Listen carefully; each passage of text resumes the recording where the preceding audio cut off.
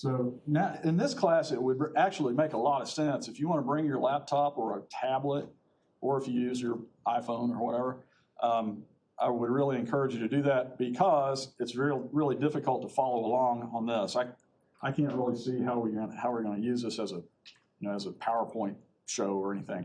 So I will try my best to put figures on the Canvas site so that you can kind of look through those, when we're talking about them. Do what I can today, but if you can, if you would, I'd like for you to go to the modules. Let's see, on the syllabus, I was going to explain something about the exams. First exam, 80 points, 12.5% of the course, 12.5% of your grade, 80 points. And like I said, 21 February, but I think that's a little too soon, because what I'm intending to cover is all of this. So if you can see that, but you can't see it.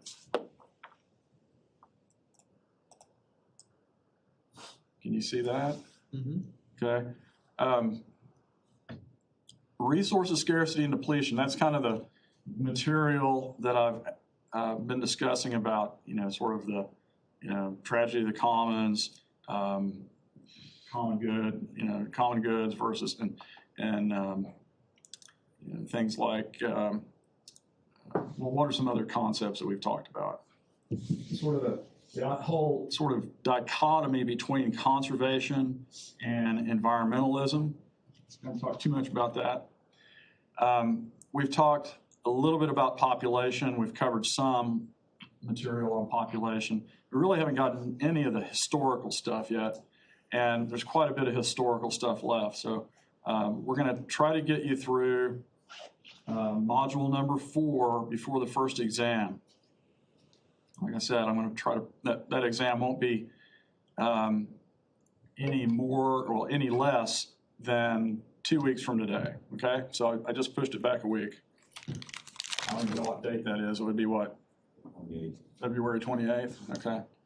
All right, so, and you might notice on this table, I have a list of those 4 modules, and then I have, it says the sum of lesson quiz questions. Those are the number of questions in the quiz banks for those module practice quizzes.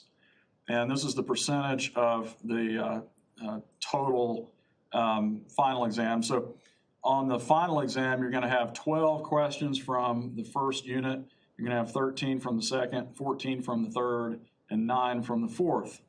But you're going to have more than that, right? More than that. Well, no, that's, if you add that up, that's 25 and what? That's 50, isn't it? Wait. How many is it? 48, okay. Well, yeah, you'll have a little bit more than that. You'll have those plus a few more, okay? I'm not going to tell you what those are right there, but you can probably bet they're more significant ones. So you got 80 questions. Is it 80 questions? Is that what I said?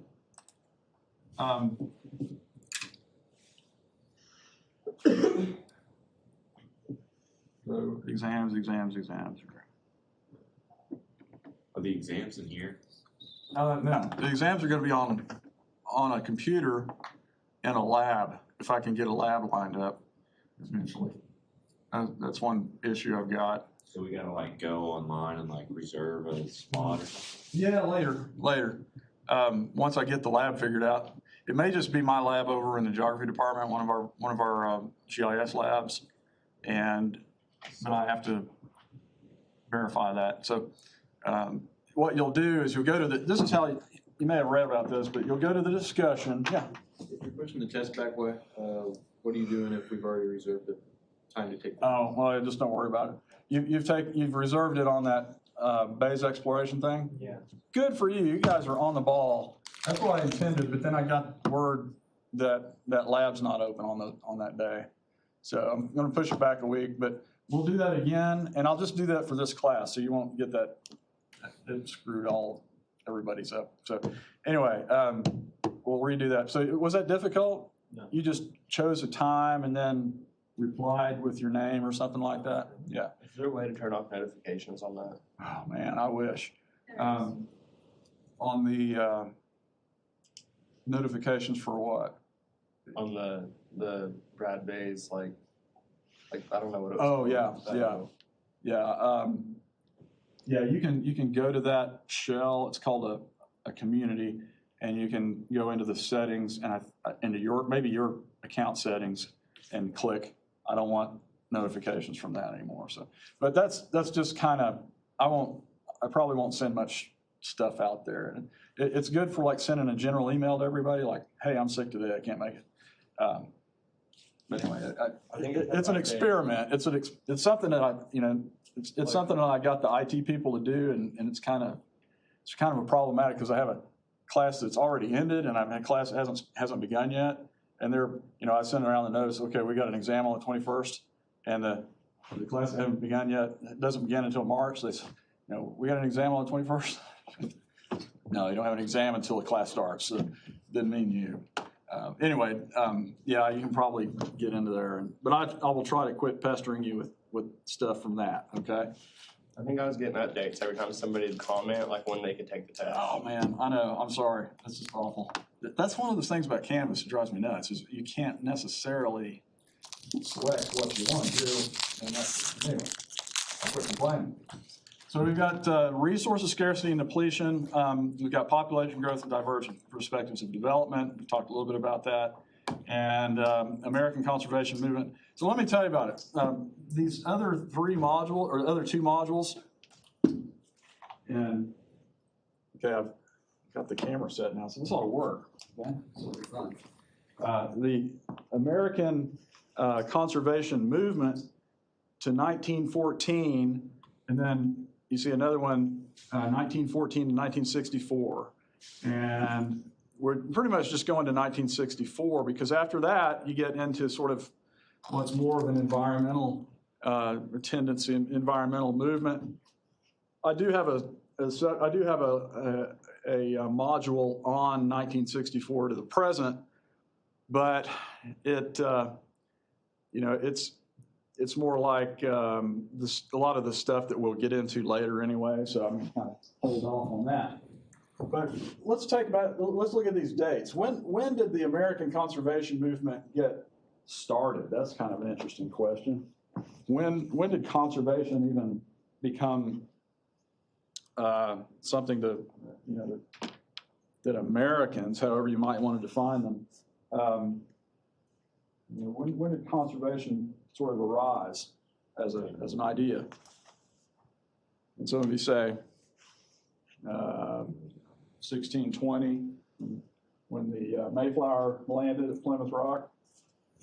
Maybe some of you say 16,000 years ago, when people from Siberia started migrating over to the continent, okay? And they were already practicing some form of conservation to a degree, because they had to. And conservation is just the ability to make sure that the things that you depend on in the future are there in the future, or at least you practice behaviors that you think will help those resources be there for your generation, your posterity, your children and your grandchildren, and 1,000 generations in the future. So, of course, but the notion of a resource is one that changes. Right? So the resource is going to be changing because of technological changes. What's a resource that's really not much of a resource at all anymore that you can think of? One that we don't worry too much about. How about like rawhide or sinew?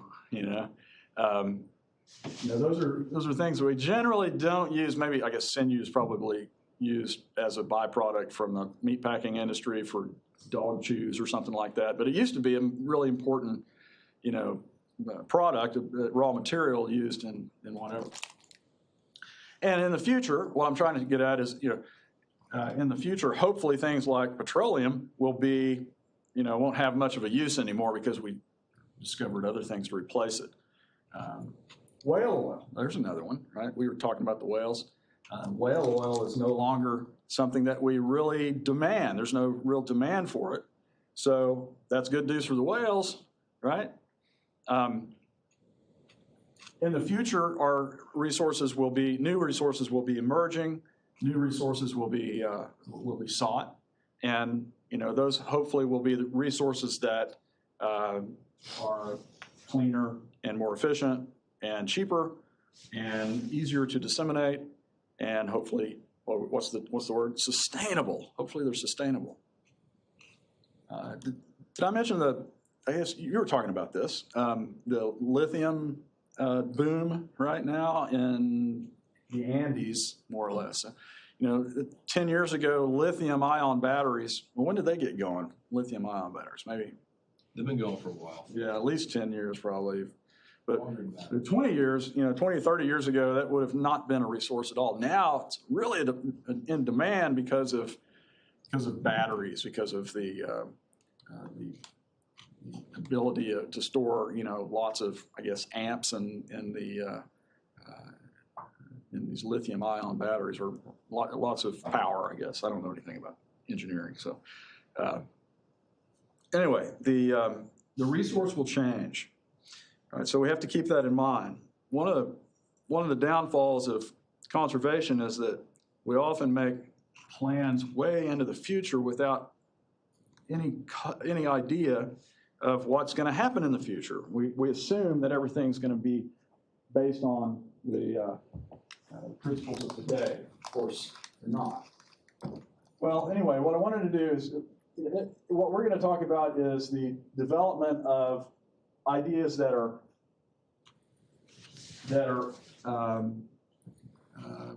actually referred to as conservation ideals, all right?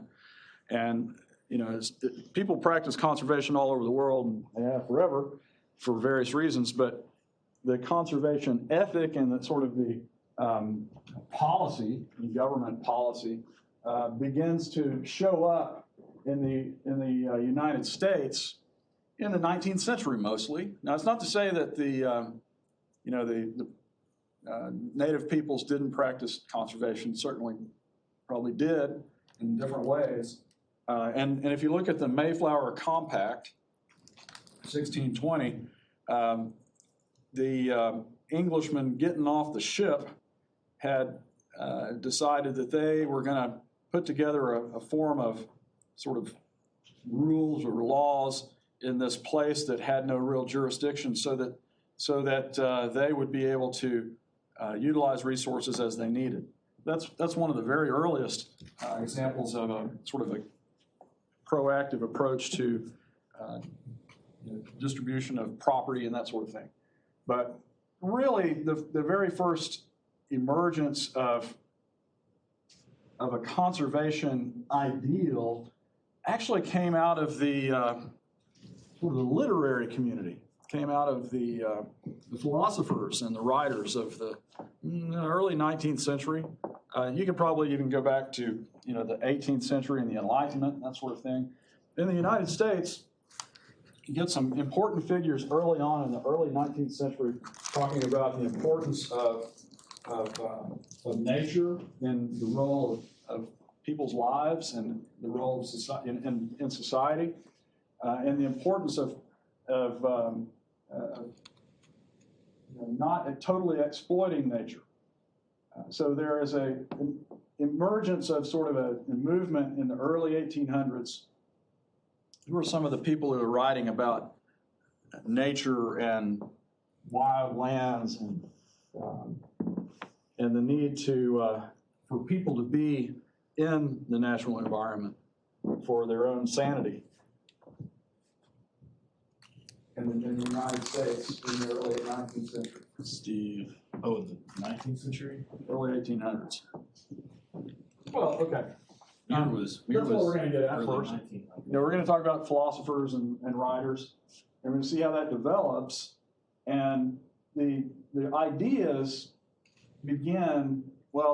mostly begin in New England with kind of, upper class ideals about, you know, what the meaning of wildness is and the meaning of nature, and the idea that human beings really shouldn't be removed from nature. Then we'll get into the more academic stuff when the geographers show up, and they start talking about losing natural resources, often as a result of industrialization.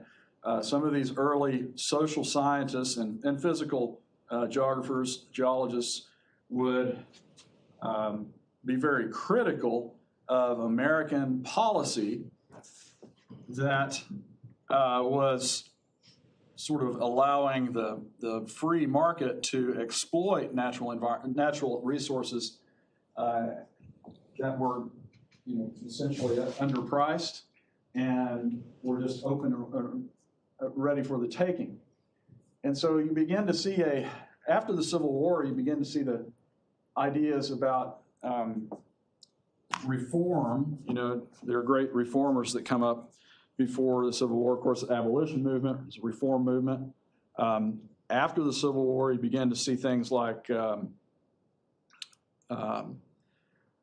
advocates for American Indians on Indian reservations. That becomes kind of a reform movement in the 1860s and 70s and 80s. And then in around the same period, the railroads began to exploit large timber reserves, and trees get, you know, massive forests are getting cut rapidly. And that's when you begin to see people questioning the wisdom of industrial scale timber cutting and mining. And, you know, even during the 1850s in California, you have, during the gold rush, massive soil erosion because of hydraulic mining and things like this. So it's sort of the middle part of the 19th century is when industry really kicks off in the United States, middle to later 19th century. And as industry grows, and as cities grow, and as Americans become more engaged with urban life, as Americans become more urbanized and living in cities and working for wages instead of farming, where people grow up in urban environments and never experience rural environments, that would continue to grow, of course. And as people migrated from the rural areas to the cities and found that, you know, maybe city life wasn't to their liking so much, you begin to see this movement toward conservation. So the strangest thing is much of the American conservation movement is directed by, at least the ideas originate with a lot of urban people in big cities. Okay? And it's not so much with, you know, the ideas of conservation are not so much with the people who are involved in logging or mining or farming, okay? But then they begin to realize it, okay? I've talked a little bit about fishermen, and later on we'll see how the commercial fishing industry realized that there was a serious problem in the early 20th century, and that they were the ones who actually tried to get regulation. So conservation in the 19th century evolves from sort of a elitist philosophy or an elitist set of ideals to one that becomes more and more a matter of sort of popular culture and sort of mass, you know, the American population in general becomes one that is sympathetic with conservation efforts. So the 19th century is really special in the sense that you have this rise of ideas among the elite that kind of spread to the general population, so that by the early 20th century, you would find that most Americans say they love nature and they want to conserve nature. They want national parks. They want the things that are valuable to the future to be protected. Right? So this is kind of the historical stuff. Now, this is all a little bit much. I've got some divisions here, and these divisions are just kind of my own. Like I said, I have provided in the past, I've gone sort of 3 different modules for these historical development of conservation ideas. To 1914, then 1914 to 1964 is where we'll stop, and then 1964 to the present. But what are those watershed dates? Why 1914? What would kind of be along that line? World War I begins in 1914, yeah. Some historians like to refer to the 19th century as the long 19th century. You ever heard that? History majors? Who's the history major in here? Nobody? Summer, aren't you a history major? No. Sociology, anthropology? Geography? Keep throwing lawn darts. Okay, yeah, that's lawn darts. Sorry. Geology. Yeah, geology. Right. Okay. Well, all right. The long 19th century is supposedly 1789 to 1914. So it's like the French Revolution until the outbreak of World War I. So it was a long period. Okay. And I don't know what the historians will say about the 20th century. The 20th century started in 1914, and when did it end? I don't know, 2001, something like that. But the point of that is that American conservation changed quite a bit. There's a period that goes up to really about 1910, 1909. And who was the president back then in 1909? Is that Wilson? No, not quite. Roosevelt. Which one? Theo, yeah. Teddy Roosevelt. By far the most significant president in terms of development of conservation policies in the United States. Now, Theodore Roosevelt, of course, was a major personality even during his lifetime. He was kind of like, he was kind of a folk hero and war hero and that sort of thing. Just a charismatic fellow. Anybody who gets survives an assassination attempt. You know that story about Roosevelt surviving the assassination attempt. Somebody shot him and Finish the speech. yeah, and he just went ahead and finished the speech. But what saved him? What was it? Speech, 72 The pages. speech that he had wadded up and folded 4 times and stuck in his pocket and poof, okay, so, if you're going to be an assassin, at least use a serious caliber, right? So use a hollow point or something like that, I don't know. That's terrible. That's unfounded. Oh, gosh, okay. Sorry. Good job. But anyway, Teddy Roosevelt. Teddy Roosevelt was, he was a Republican. And you say, wait a minute, Republicans, they're the ones that want to cut all the trees down and catch all the fish and burn all the oil, right? And I should say, well, not necessarily. Teddy Roosevelt was a progressive, okay? And he was a variety of Republican who came out of the late 19th century and was a reform-minded guy. He was actually... he was often the enemy of big business because he was against all forms of corruption and ideas that politicians would be bought off. So he was very popular for that in some places. Among other groups, he wasn't so popular, but he was also an outdoors person. He was a hunter. He was a rancher. He was a rich kid that got to play around a lot in life, but he was also very accomplished as a writer and very influential in terms of getting people on board with big ideas.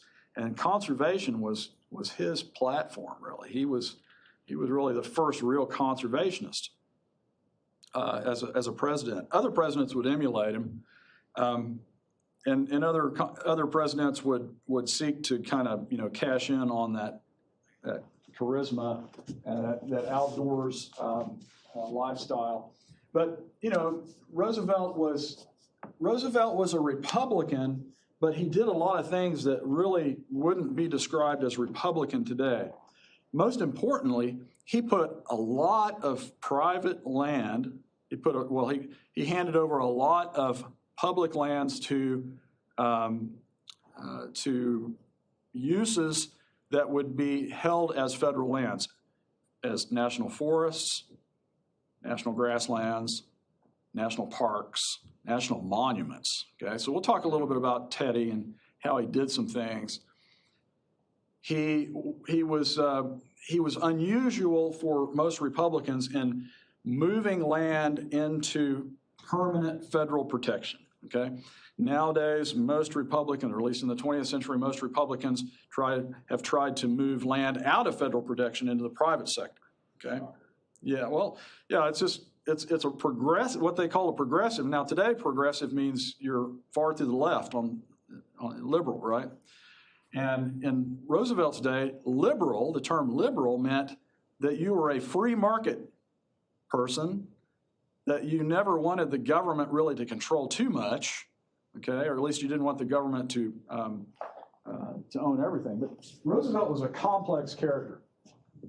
All right, so we kind of end that first stage from Henry David Thoreau in the early 1800s up to about Teddy Roosevelt. Okay, and then with the historical period, we start off what's going on during World War I in the United States.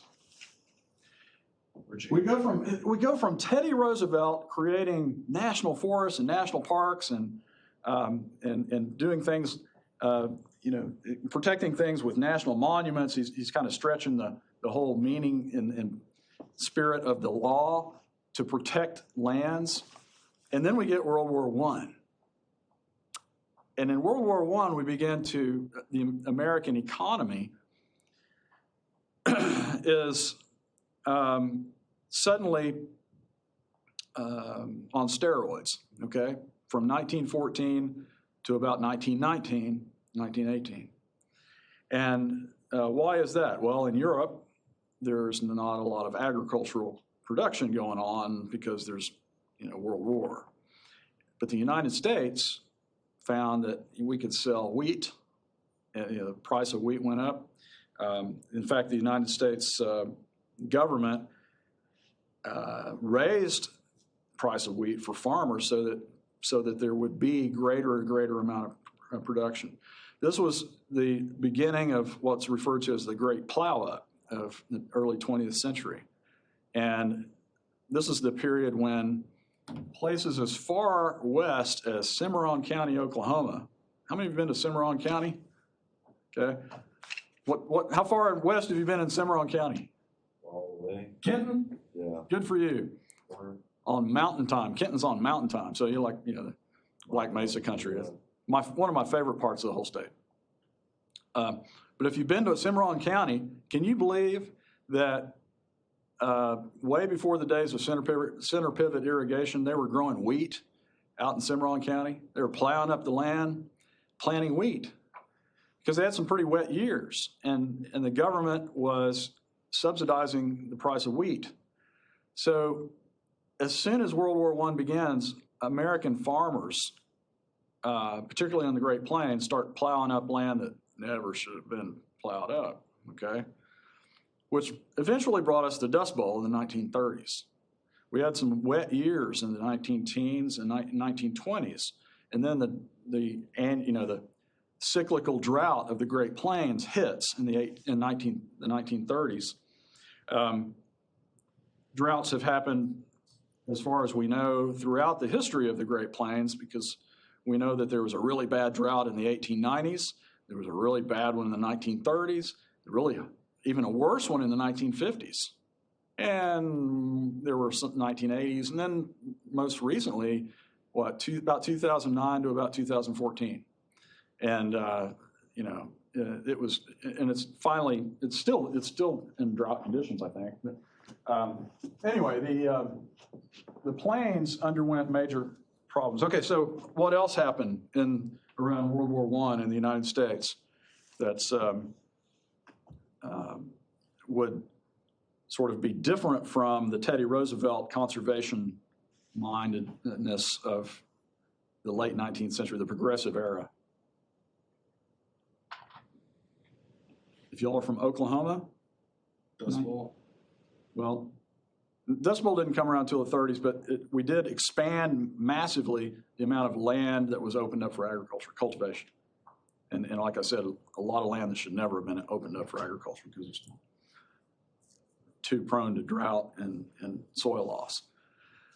But what was going on around these parts, around Payne County in 1914, 1912? Talking about like the land run stuff, Hmm? land run homesteading stuff. Land run was 18. earlier, 1889 to 1893. So, but there was an oil boom going on. Okay, this is when the great oil booms took off in the 19 teens. And if you want to see, an industrial mess, just look at some pictures from the 19 teens, 1920s, and 1930s in Oklahoma. This was the period when ships were beginning to shift over from coal to diesel. Most of the ships during World War I, most of the battleships were still running on coal. But by the 1930s, when Germany would begin to retool its military machine, and in response, the British and the Americans and the Japanese would retool their military machines, it was petroleum that would drive those World War II. So we have the opening of agriculture, we have petroleum drilling, and this is like, the real nasty form of petroleum production. And then we have other things, other types of mining taking place, lots of coal being mined in the Appalachians, new coal fields being opened up in places like Wyoming, huge amounts of, what's going on in the early 19-teens in terms of communications technology?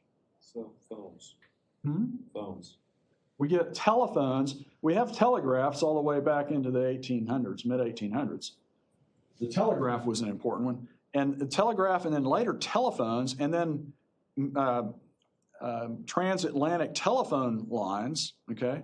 And the expansion of the telephone throughout North America and Europe and much of the rest of the world, some of the rest of the world, with telephones and then what else?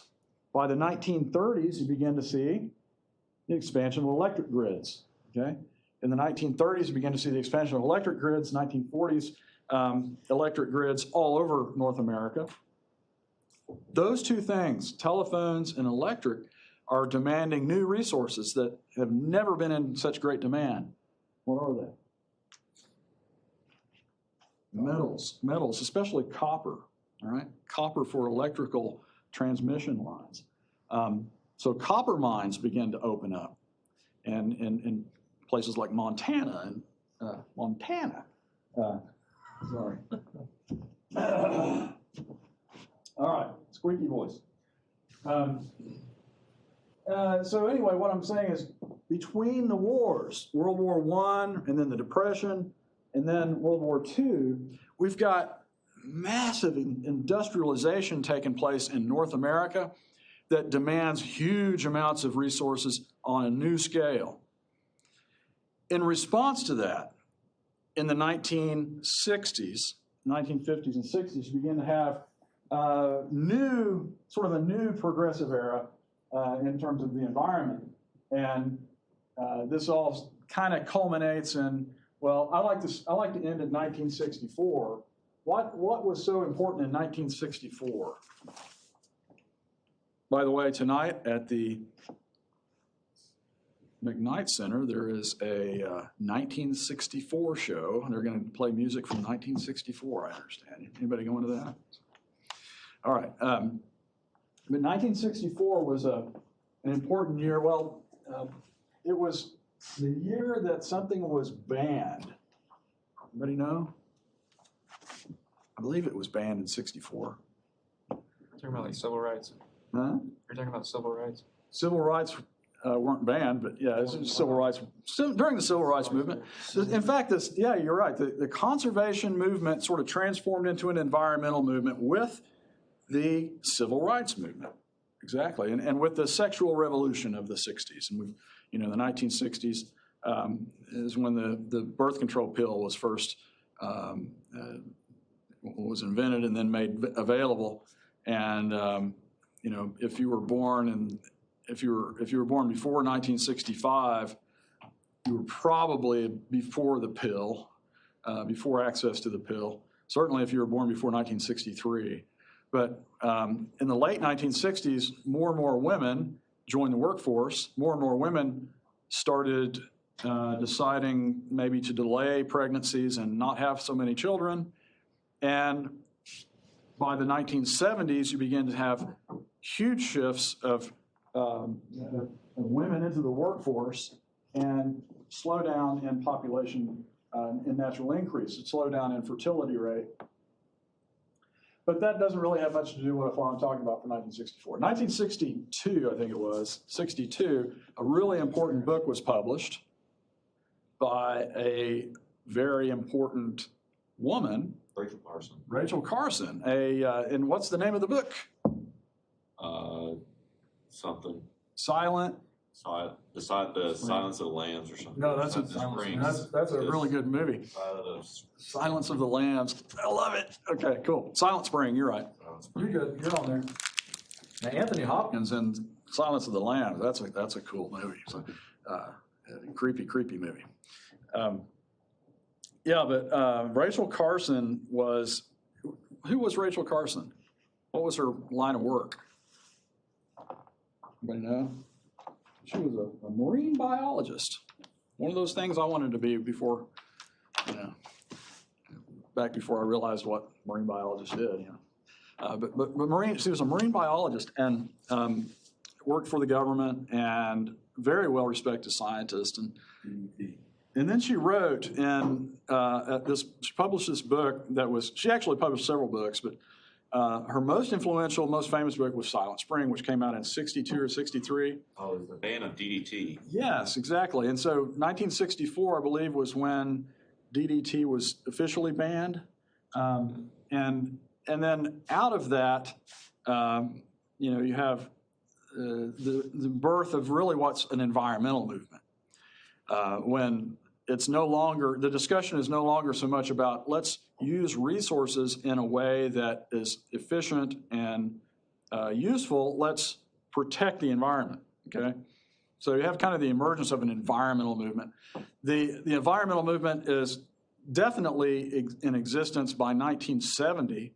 I believe that was the first year for the first Earth Day, okay?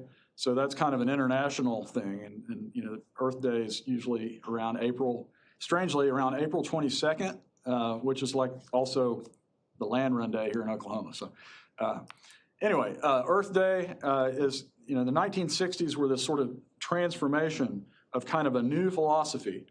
This is also when we see people like Paul Ehrlich, writing their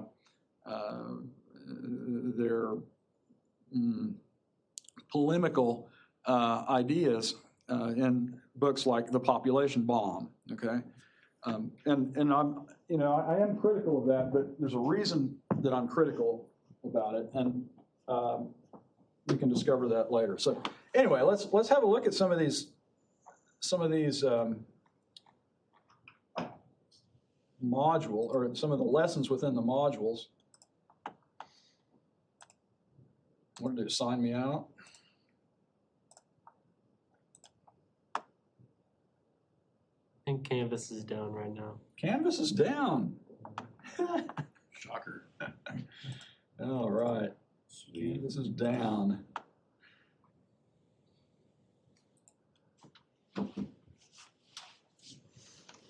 Oh my goodness.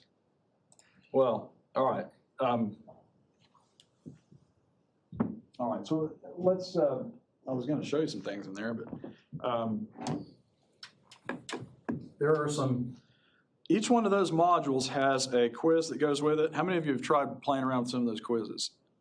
And that's, I hope you are, because that's what I want you to do. Those quizzes are worth, not a lot of points. How many points are they? Just 5 points? Okay. So you've got these quizzes that are kind of practice quizzes, and you only get five questions at a time, but you can take them as many times as you want, and you get exposed to as many questions as you want. As we get into this, into that second period, you'll learn about some other personalities. Who are some of the personalities that you've learned about if you've done you've checked out some of those lessons? Other important personalities, maybe associated with the Dust Bowl. Conservationists associated with the Dust Bowl. Oh, well, I guess I didn't, I just kind of glazed over the Depression. In the 1930s, was the 1930s a period of conservation work or ignoring conservation? You know, the 19 teens and 20s, which are sort of the, industrial expansion, a period of rapid expansion to supply Europe with food and ammunition and armaments. And then you have the stock market crash in 1929 and the Great Depression throughout the 1930s. And then World War II ends the Depression, or at least the military buildup prior to World War II in the United States, and then mostly in the late 1930s, 1938, 39. It's when we get a massive military buildup going on in anticipation of the war. And that completely ended the Depression. And that was a sort of it's almost like this, almost kind of like a pendulum in American history. So you have the Progressive Era, all right? The Progressive Era and Teddy Roosevelt, and all sorts of new things happening, national monuments being created to protect places, more national parks, more national forests, more national grasslands. 1914, the war hits. Massive industrial expansion, all sorts of resources being utilized, full-blown. The great plow-up begins on the plains. Lands that really shouldn't have been opened up are opened up. And then you have the Depression. And I'm going to say it's going to swing back so that here we're back toward the conservation mindset during the 1930s. So the 1930s were kind of special. They were very important in a lot of ways, but there was, during the 1930s, something referred to as the New Deal. You've heard of Franklin Roosevelt's New Deal, okay? Now, Franklin Roosevelt is also generally considered a conservationist. His distant relative, Theodore Roosevelt, of course, was a very different character. But Franklin Roosevelt was the New Deal president, the president who initiated this massive collectivist attempt to keep stability, all right?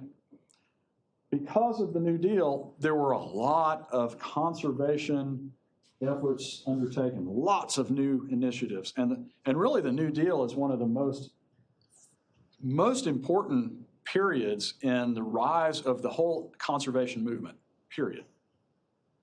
Soil conservation, for sure. The Soil Conservation Service gets started. We have the development of an agency that finally would take care of the forest. Well, that was actually Teddy Roosevelt. But we have things like the emergence of the Taylor Grazing Act of 1934, which was a watershed in the history of American rangeland conservation, and it would not go very well. The grazing lands would eventually be under the Bureau of Land Management, and you'll learn a lot about that. So the Great Depression of the 1930s was this period when conservation was, there were a lot of people employed in doing things that would be considered conservation mindedness, okay? Am I going over? I hope not. Okay, good. How many of you have, say, great-grandparents that were around in the Depression, okay, or grandparents? Have you heard any stories about what their parents or your great-grandparents did back during the Depression? Anybody? Any stories about being employed? My great grandfather was working on automobiles and stuff like that back then, before World War II started. World War II, okay. There were a lot of industries that got sort of that popped up right before World War II on the West Coast. A lot of Okies went to California, and not all of them wound up picking grapes in the Central Valley. A lot of them went to work in Southern California in the automobile industry and the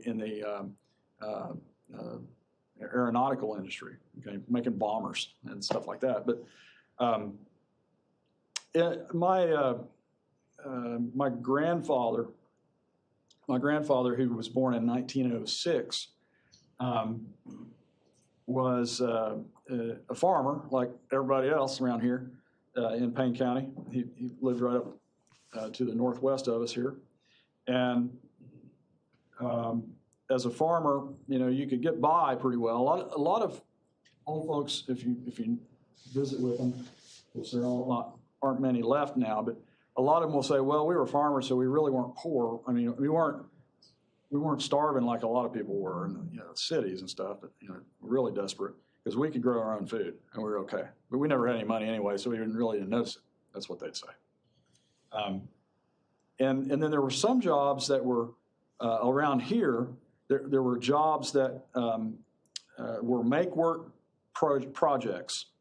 And a lot of the airports that you will see around the state of Oklahoma and throughout the United States, the small airports like the little Stillwater Airport, and if you're from, there's an airport at Perry, there's an airport, Ponca City. All of these little towns got airstrips at this time, during the Depression, because one thing you could do is hire local farmers to take their teams of horses out and grade an airstrip. So they often built these airstrips. Another thing you could do is employ these farmers to take their teams of horses out and basically move earth and move rocks to build dams. And in 1936, my grandfather was employed as one of the laborers, one of the crew members to build Lake Carl Blackwell Dam. And so they finished that in 1939. That was about a 3-year project that employed a lot of farmers basically going out and working for the WPA. All right, you ever heard of the WPA? Works Progress Administration. And there was a PWA, and then there was the Civilian Conservation Corps, the CCC. A lot of those different organizations would provide labor for projects that would be done during the 1930s and it's never been replicated. Almost all of our state parks. How many of you have been to an Oklahoma State Park? We have a pretty decent set of state parks. What's your favorite Oklahoma State Park? Greenleaf. Greenleaf. I love Greenleaf. Who's been to Greenleaf? Yeah. Greenleaf is a great example of WPA era construction. And also, there are a lot of other ones, but the cabins that you'll see in an Oklahoma State Oklahoma State Park, those old rustic-looking cabins made out of local sandstone, and also the dams like Greenleaf. The dam down is also, I believe, a WPA construction effort. Concrete. Yeah. And it's like they use native stone and they use local materials to build dams and lakes and stuff. So a lot of the recreational places that we have today in the 21st century, the result of the Depression of people doing these community development, sort of projects that probably never would have had otherwise. So there's a silver lining, folks. Keep that in mind. It's kind of a good lesson. Rather than when you're handed lemons, what do? You make lemonade, right? When you're handed tragedy, sometimes you can turn it around and learn from it and grow from it. So we did that during the Great Depression, during the the New Deal. New Deal had a lot. I can criticize the New Deal all day long. I could do a whole class on criticism of the New Deal, but there are some really good things that happened during the New Deal as well. So I'll let y'all go. And sorry, I just kind of gabbed today. I don't know if you learned anything, but check out those